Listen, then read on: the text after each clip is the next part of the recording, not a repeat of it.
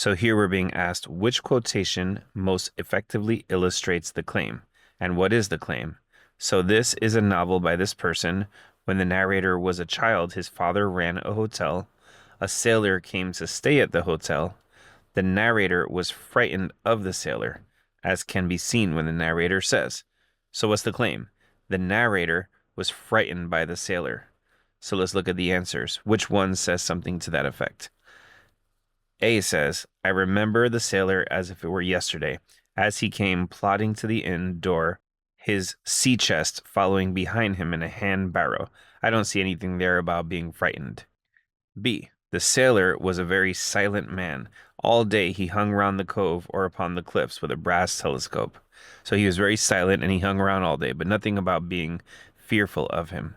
C. All the time he lived with us, he made no change whatever in his dress, but to buy some stockings from a hawker. One of the corners of his hat having fallen down, he let it hang from that day forth, thought it was great annoyance when it blew. So the guy never changed his clothing and his hat started falling apart, but nothing about being frightened by him. D.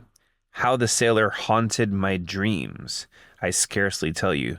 On stormy nights, when the wind shook the corners of the house and the surf roared along the coves and the cliffs, I would see him in 1,000 forms and with 1,000 diabolical expressions. So that's going to be the one. So we see literally that he haunted my dreams. So he was like a ghost to the narrator.